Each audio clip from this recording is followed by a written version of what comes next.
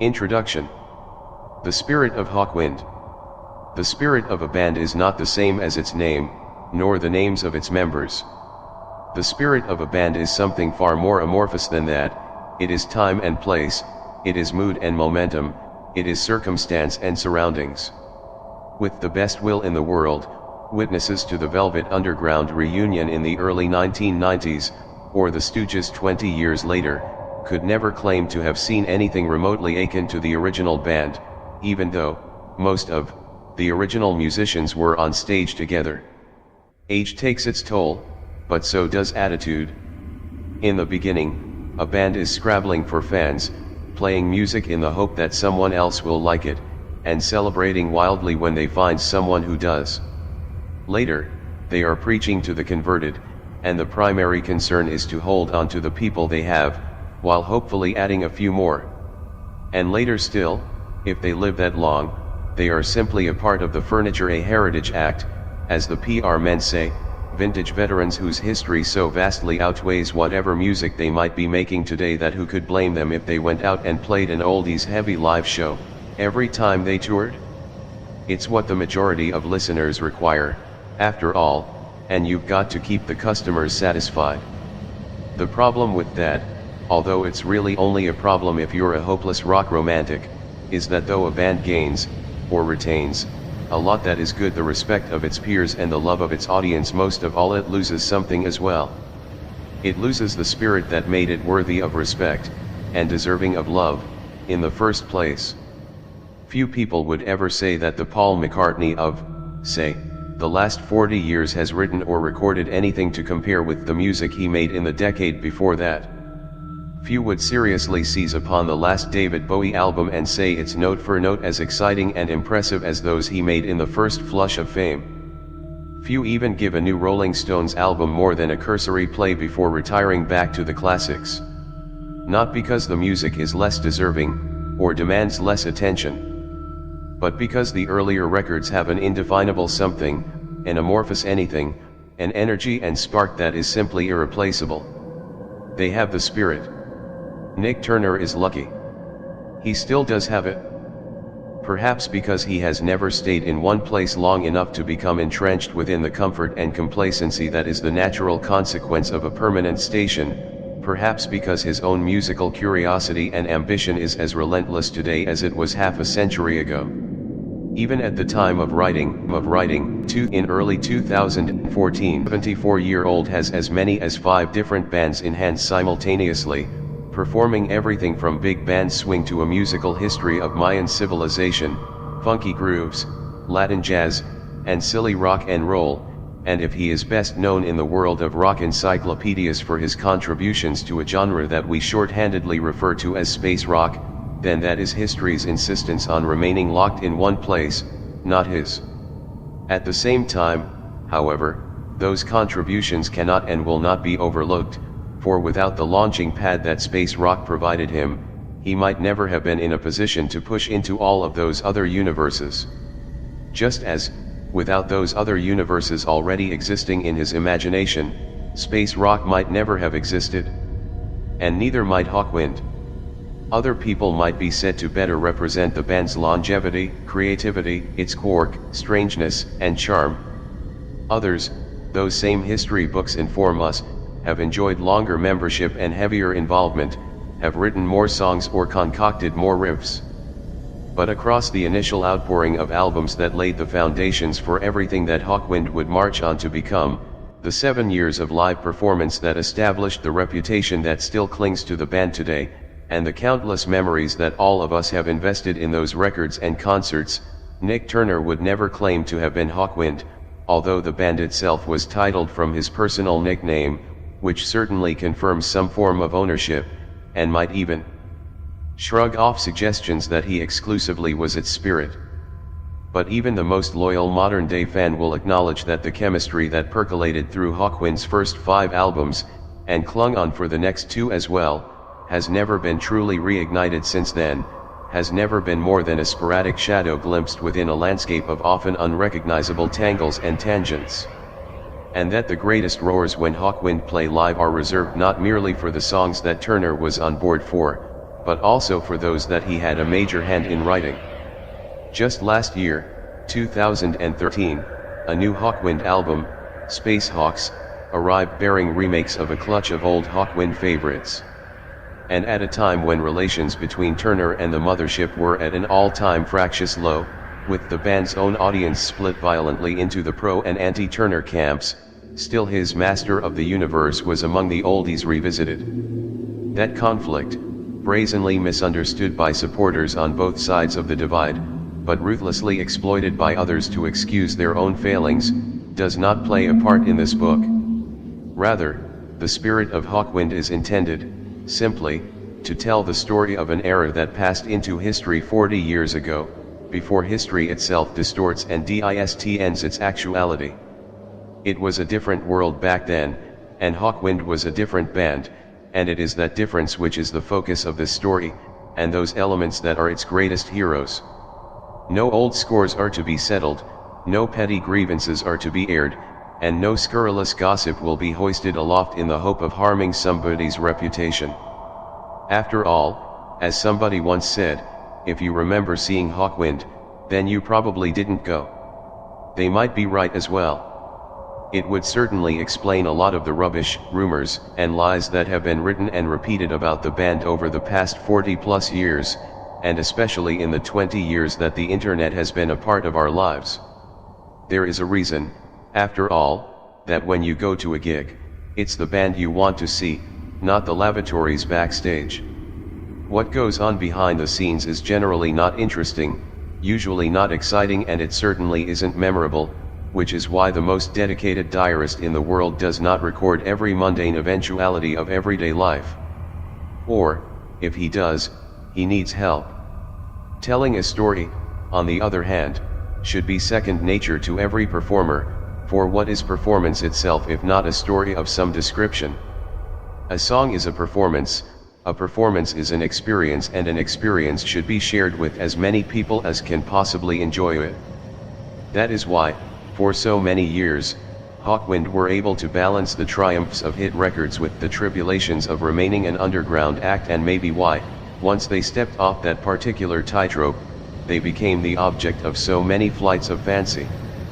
Because, if the experience does not ever change, it too becomes a part of the mundane. One reason why I'm very interested in jazz, says Nik, is because I find it fascinating, very inquiring, and quite original in itself. I was brought up on it. I have always found I can learn from it. Some people turn the music upside down: Charlie Parker, Dizzy Gillespie, John Coltrane and Miles Davis, for instance, traveling to places that nobody else has been able to compete with or take further. And I believe Hawkwind were in the same place. A lot of people have come along who sound like them, but they have never taken the adventure further. A lot of people have been inspired by them, but they haven't brought anything new to it. So please, check your preconceptions at the door, and forget that someone told you this, that or the other thing. Because this, as the poem says, is reality. However grim or otherwise. Chapter 1. Born to Go. All things, as George Harrison once remarked, must pass. And in December 1976, as he contemplated a life without a schedule for the first time in 7 years, Nik Turner knew that they had no tours hung in the not-too-distant future. No recording sessions or television appearances. Nobody would be calling him up to ask whether he had any new songs to play them. Nobody would be dropping round to bitch about a bandmate. His time was his own, and he knew exactly how he wanted to spend it. An old friend, Rod the Mod, was working as the catering manager on an oil rig in the Red Sea. He'd invited Nik to spend Christmas with him in Cairo, and Nik leaped at the opportunity. He made all necessary arrangements: air ticket, visa, vaccinations, etc., and then the day he was to leave, Rod telegraphed to say his visa had expired and he was being deported that very day. Nik thought about it for a bit, then decided to go anyway. Rod had already given Nik a few phone numbers: a mud engineer named John McAfee, an Armenian musician named George Kazian, and the hostel which the Texas Oil Company owned, and where the employees stayed when in Cairo. But when Nik arrived at Cairo airport at 11 that night, the first thing he did was to take a taxi to the Great Pyramid, and then proceed to climb up it. A Bedouin approached him with an ancient rifle. "Hey Christian, I am a guardian of the pyramid. You're not allowed to climb up it?" Nik gazed down at him. "Sorry. I'm going anyway. Give me bakshish, and I'll show you the way." "No thanks," replied Nik. "I can find my own way." He carried on climbing, a quest that isn't so easy as it sounds, in the dark of a near midnight sky, when you're also worried about being shot. But Nik's eyes slowly became accustomed to the darkness, and there were the street lights far below which illuminated things a little. Still, it all started to get perilously hot. So far Nik had not been shot at. But would his luck hold? He continued climbing, and suddenly, he reached the top. Wow! It was very hot. He could see for miles in all directions.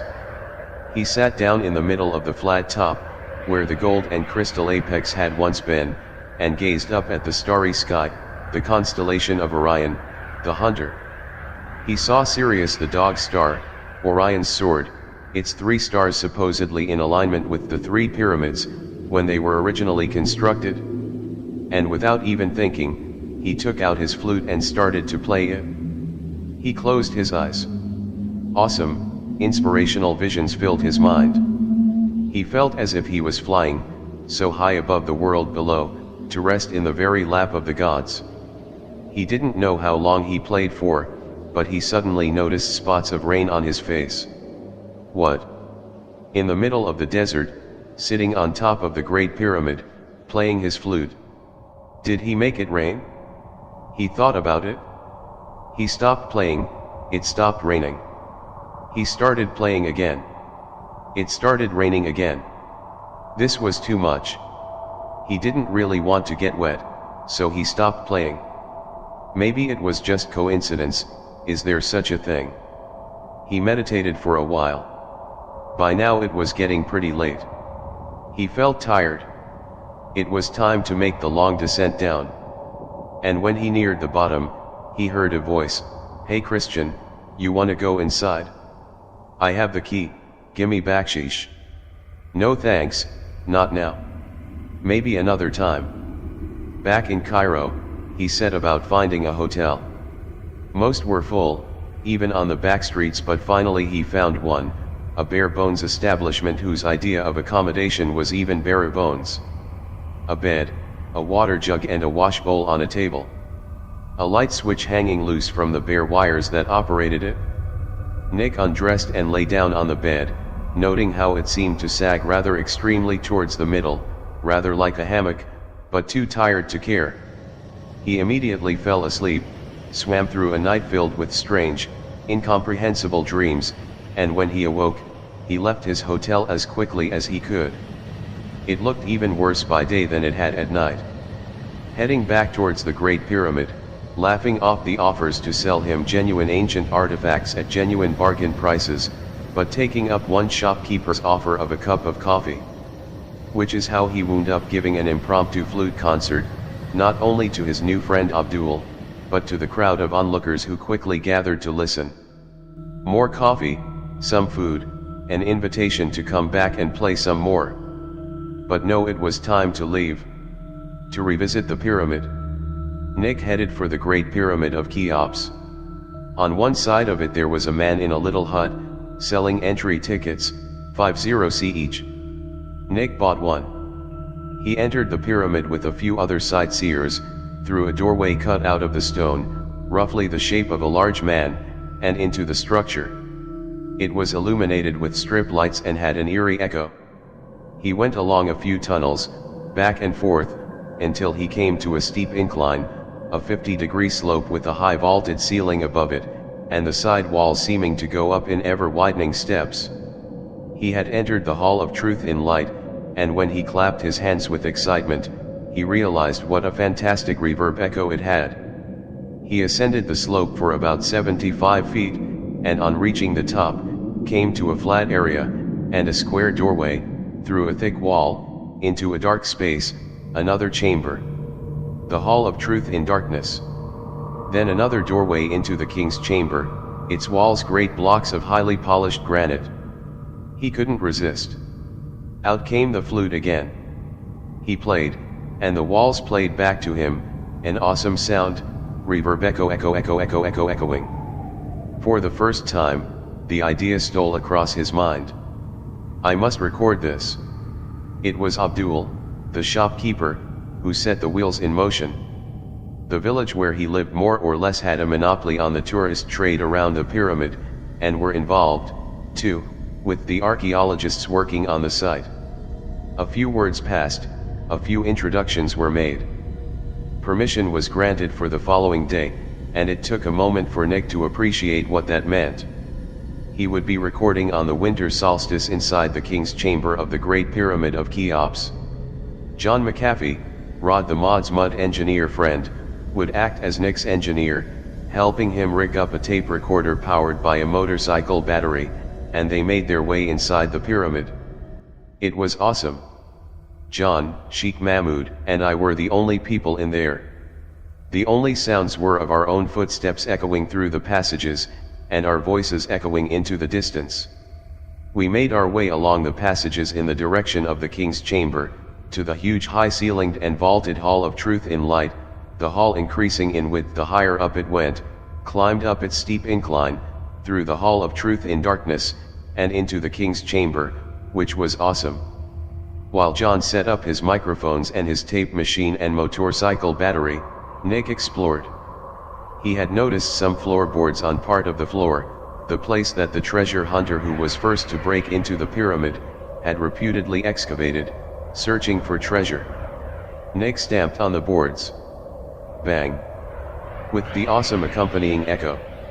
When John was all set to record, and had the levels checked for the sound and pressed the button, Nik sat on the side of the sarcophagus, and started playing his flute, one microphone beside him, and the other at the entrance to the chamber, to capture the natural acoustics with one, and the awesome echo of the two halls with the other.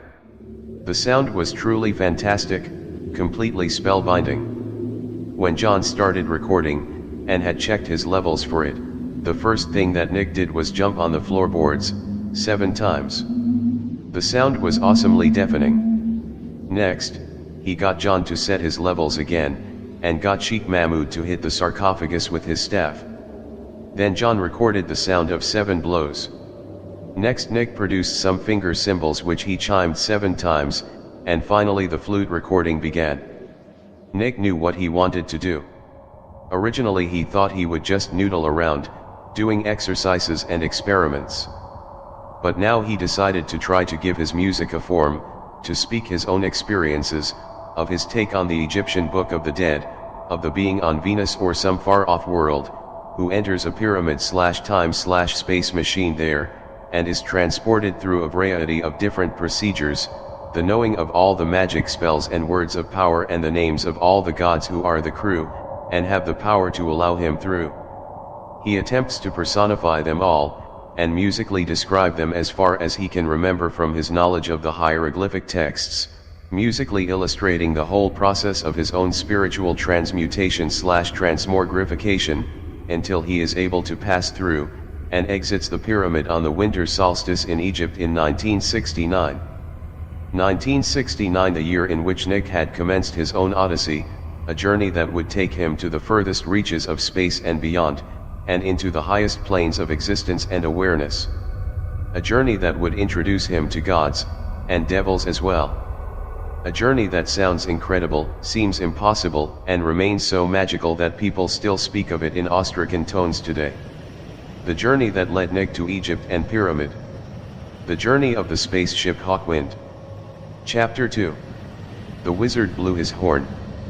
Nik Turner came into the world just a few days into that peculiar fortnight of anticipation and fear that separated the first, accidental, German air raid on London, on August 24, 1940, and the onset, on September 7, of an all-out blitz that threatened to reduce the entire city to flames. Studley Green, where Charles and Kate Turner lived with their 2 sons, was not directly in the bomber's path. Out in the Buckinghamshire country wilds, nearer Stoke Church than High Wycombe, 40 miles separated it from the nation's capital, and around half as many from Oxford, where Nik was born on August 26, 1940. But that didn't stop the air raid warnings, and though he scarcely remembered the early years of the war as anything more than fleeting impressions drifting just on the far side of memory, bombs flashing in the night, big craters in the woods, not quite in his garden, Nik grew up in a village that knew it was only ever one mistargeted bomb away from the front line, while he listened to his family and their neighbors mourn another night of death and destruction in the city. His father worked in a factory building Centurion tanks, itself a prime target for the Nazi bombardiers, while other relatives, uncles and aunts and cousins, had descended upon the Turner household when things got too hot in their own neighborhoods. They, too, brought their tales of terror, and though Nik was not quite 5 when the war came to a close, still he shared in the mass exhalation of pent-up breath which greeted the German surrender. Which may be why one of his earliest cohesive memories is not of the war, and its manifold privations, nor of the very first Christmas after it, but of the festive season after that, the first one when it actually felt like Christmas. Which in turn means it was his first ever experience of the holiday in all its glory. Nik was 6, his brother Roger, 15 months older, and it felt as though the entire family had descended upon the Turner household. There was Mum at the piano, playing Fats Waller and Jelly Roll Boogie Stride. There was Dad reciting his favorite poet, Rudyard Kipling. Auntie Grace sang Billie Holiday blues. Uncle Bert, a renowned cameraman in the movies, played the clarinet, while his sister, Nik's actress aunt, Marjorie Mason, recited William Shakespeare. Uncle Dennis turned acrobatic flips while accompanying himself with The Ancient Mariner. And Granddad, Henry Mason, entertained everyone with his tales of life as both an aspiring movie maker and a much-published movie reviewer, not that anyone present needed reminding of that fact. Rather than trust to his own private judgment, Granddad occasionally invited other family members to check out films for him before he penned his critique. Young Nik was his B-Westerns correspondent.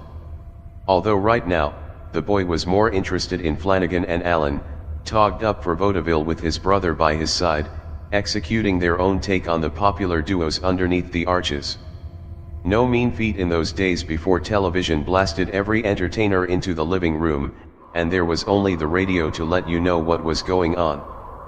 That and the family gramophone, an old wind-up contraption that kicked out the jazz 78s at all hours. Oscar Peterson, Errol Garner, Billie Holiday, Bessie Smith, Charlie Parker, Coleman Hawkins, Lester Young, the young and the visionary of the American scene, and if it's true what people say, that you never lose your love for the music you grew up with, little Nicholas was always destined to be a jazz man.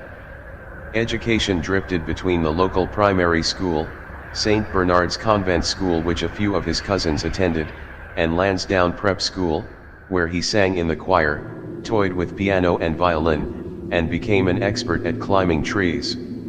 Then to Frey's College in Uxbridge, where he lasted a single term in the company of a sadistic teacher and interminable Shakespeare, and gave his free time over to playing football and listening to music. At 10, he bought his first ever record, Pee Wee Hunt's 12th Street Rag, and he absorbed the clarinet solo so deeply that, even today, he still plays it when he goes out busking. Another clarinet-playing idol, Sid Phillips, quickly followed, and with Uncle Bert a willing tutor, Nik had found his musical passion, at the same time as he became truly passionate about music. Everything from his mother's boogie-woogie piano playing to Charlie Parker and Billie Holiday, and onto Beethoven's Fifth Symphony, which was swiftly followed into his burgeoning record collection by the same composers first. He learned them all by heart. Studley Green was beautiful, a typical English hamlet, village green and lovely old houses. But it was boring, too. Little to do, nothing to see, nobody to meet. You could walk around the entire place in a single afternoon, and you knew everybody who lived there. So when Mum and Dad announced that the family was moving, to the Kent coast, to the seaside, Nik, now 13, and Roger were already living the adventures that they were certain would follow before the first packing crate had even been filled. By the time they actually got there, to Westgate-on-Sea, about 2 miles from Margate, they were so excited they could have been going to Vegas. And their new home did not disappoint. Why their family? When the war ended, so the exodus of relatives who had flooded into Studley Green had slowly trickled out again, with most of them heading down to the coast to join other outcroppings of the clan.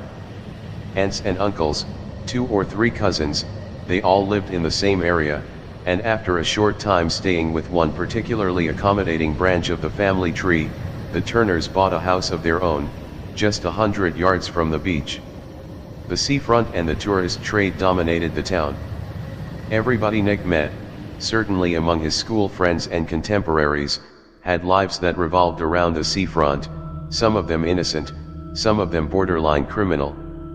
He quickly learned of one popular racket, watching for the holidaymakers to set their deck chairs up on the sands, and then running over to collect the rental fee before the deck chair attendant himself got around to picking it up.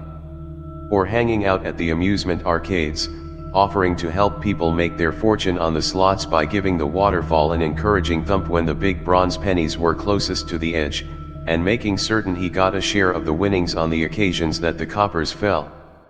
Bunking onto the rides at Dreamland in Margate, the vast amusement park that a long ago entrepreneur had built back in 1919, inspired by a visit to Coney Island in New York.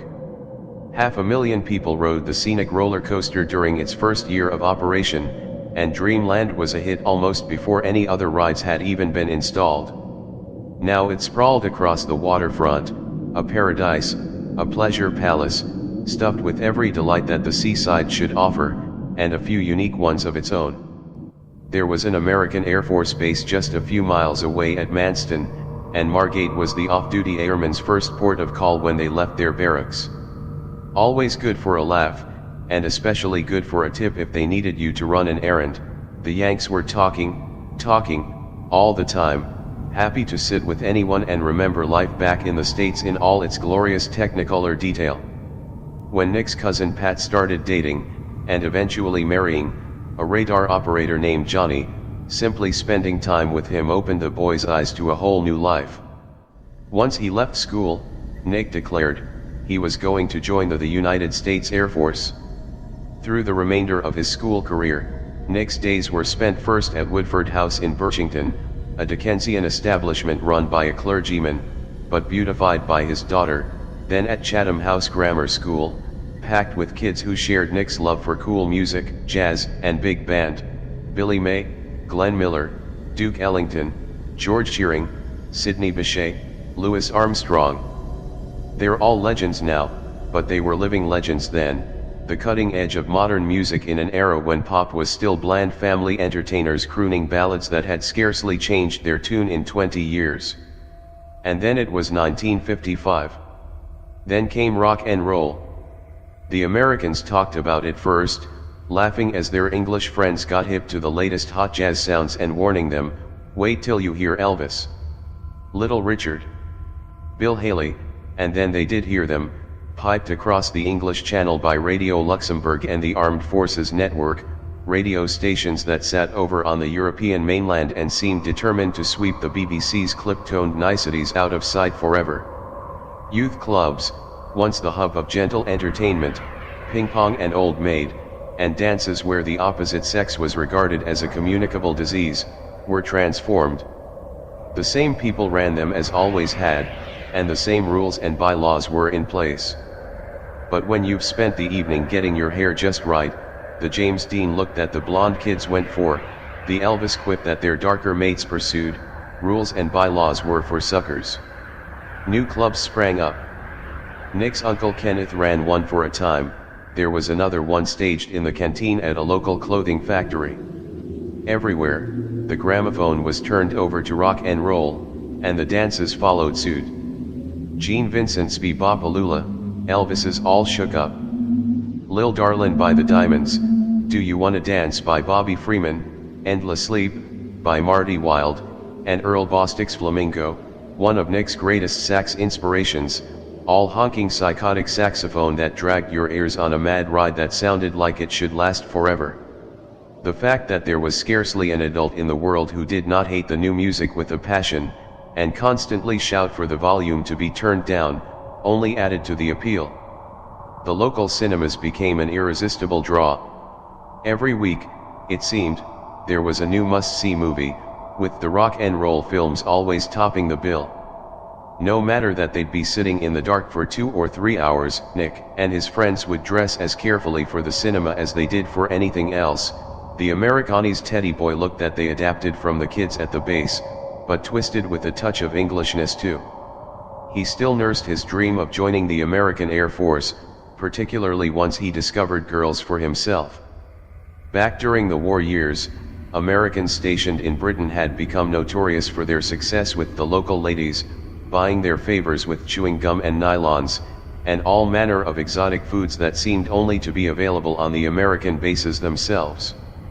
Britain was no longer in the grip of wartime rationing now, although it was only in the last few years that the last vestiges of that finally faded away, and import controls and sundry other laws ensured that a lot of the goodies that the Yanks took for granted remained absolutely prohibited to the Brits. So the Americans set about distributing themselves, and you could always tell when it was payday at the Air Force Base, because Margate train station would suddenly become transformed into a suburb of London, as all the big city's prostitutes boarded trains for the coast, hungry to share in the airmen's largesse. Most of Nik's closest friends, too, seemed to be Americans. Servicemen's children were all funneled to Bushy Park High School, and they too found Margate and Westgate an irresistible lure. But they had discovered the bright lights of London as well, and now Nik was taking the train to the smoke as well, usually in the company of his buddy Jerry Brooks, whose father was a pilot with the Strategic Air Command, flying B-52 bombers round and round above the Arctic, waiting to see if he was needed to nuke the Russians. Around such peculiarities was the Cold War of the 1950s fought. Jerry helped Nik dress, pointed him towards the right clothes, levis and leather jackets, t-shirts, BVDs, the right haircut, flat top, the right slang, the right music. Buddy Holly. Bo Diddley. The right movies, the right books. American pulp paperbacks on sale at the PX. Comic books, horror comics, mad comics. Reading material that the British authorities had all but outlawed in their quixotic drive to keep local minds unsullied poured out of the Air Force bases into the paws of the ravenous Margate teens, and Nik absorbed every page. Or he would hang out at the PX, where the jukebox was always crammed with the latest American weeks, even months records landed a British release. Another American, a sergeant named Dean Sargent, entrusted his wife to the teenaged Nik, recruiting him as her chaperone and dancing partner at events that he, the Sarge, could not attend. She repaid him with a crash course in the latest American dances, jiving, and jitterbugging. Add the American accent that Nik was growing increasingly adept at adopting, and the swagger that he borrowed from the fighter pilots who were counted among his closest friends, and he could have passed for an American any day of the week. He was their tennis partner, their cross-country running partner, their swimming in the sea in the winter partner, and general sports accompanist. No wonder he wanted a bigger slice of the action. It wasn't going to happen, though. He had no passport, he had no visa, and he had never even thought of contacting the American embassy to ask how he would go about applying to serve in the United States Armed Forces, let alone asked his own country's authorities what they might think of the idea. The Air Force dream remained just that, a dream, and when the time came for him to find himself a job, he took the same route as a lot of other kids his age, and grabbed the first thing that came along. He was hired on as an apprentice draftsman at Petbo Ltd, a heavy engineering plant that specialized in manufacturing massive mains failure generating plants for the Arabian oil wells. One day a week, he would take the bus to Canterbury Technical College, there to study for his ordinary national, and then higher national certificates, in mechanical engineering. And 7 days a week, he would dream about music. The biggest band in Margate at that time was Oliver Twist and the Lower Third, One of Nik's workmates, Glenn Jenkins, was their singer, later Davy Jones/David Bowie, and later still Robert Calvert, would front the group. Terry Bolton played keyboards, Dennis Taylor guitar, and there was an army of others who seemed to drift in and out as they felt like it, a couple of trombone players, 3 guitarists, sundry drummers, and pianists. Their diet was rock and roll and skiffle, the pounding English folk variant that melded American bluegrass with proto-beat punchiness, and made a star of Lonnie Donegan. Music which Nik had little interest in, but which he listened to because it was there. Jazz, sidelined by the rock and roll boom, was easing back into earshot, though, a trad jazz boom that launched a handful of English players into the spotlight and had its local center at the very appropriately named Cave Night spot. That gave way, in turn, to modern jazz, and Nik's ears pricked up even further. His early fascination with the clarinet was now being schooled by Bob Driscoll, a former Marine bandmaster down the coast at the barracks in Deal, and now a sax player in a local dance band, who lived 50 yards from Nik's house. Nik was eyeing the saxophone, and suggested changing over. Bob did his best to discourage him, but Nik was adamant. He picked up an alto sax, inspired by Charlie Parker and Earl Bostic, and shortly after that, a tenor sax, and with brother Roger also visiting Bob for trumpet lessons, the two Turners began discussing forming a group of their own. Roger was studying architecture at Canterbury Art College, and had a ready-made band already, the Canterbury Tailgaters. Nik, meanwhile, was at the Canterbury Technical College, but few of the people there became his close friends. Lessons were only 1 day a week, so that was the only time he saw his fellow students, and he never really spent time with them. He did, however, hang out with his brother's art college crowd, some of whom were also his local buddies in Westgate. By now Nik had a motorcycle, a tandem trials bike that gave him a lot of freedom to get around, and at every opportunity, he'd be out someplace with Tony Gale, John Norman, Jim Davis, Robert Stockel, getting drunk, listening to music, and watching the local jazz scene not only find its feet, but also birth a legend of sorts. Tony Coe, the man who made the Pink Panther theme famous by playing it on the cartoon. He was a familiar sight around Margate too, accompanied by vibraphonist Eric Greengrass, and a lot of other modern jazz people who I used to go listen to a lot. To the thrill of live jazz, Nik could also add a near-perpetual soundtrack of Charlie Mingus, Thelonious Monk, MJQ, and many more, and it all soaked into a point where he later confessed that it was only his inability to play jazz that got him into rock and roll, which he assumed would be easier, although he quickly found out that it wasn't quite like that, either. Nevertheless, he remains adamant, "I always wanted to play jazz, but I found when I attempted it, how difficult it was." At the earliest Hawkwind rehearsals, playing along on his alto sax, he learned that a lot of rock is in the key of E, which meant he was constantly playing in the key of C sharp, which isn't the easiest thing to do. Finally, Dave Brock discovered that if he tuned his guitar down a semitone, not only was it easier for Brock to sing, but it was also easier for Nik to play along to. Nik joined the Canterbury Tailgaters, his brother's band, in time for Christmas 1960, and the art school Christmas party at the Chez Laurie Roadhouse nightclub on the Thanet Way. Their set was built around a series of standards, My Funny Valentine and A Foggy Day in London Town, with Autumn Leaves leading the way. It was all far from what Nik was now listening to himself.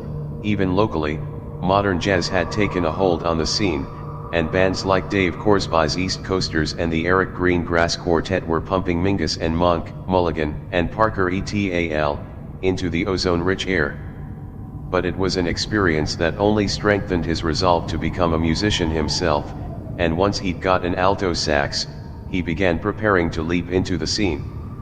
Never less than wildly ambitious, he set about learning his first 3 tunes, Charlie Parker's Scrapple from the Apple, Cool Blues and Now's the Time.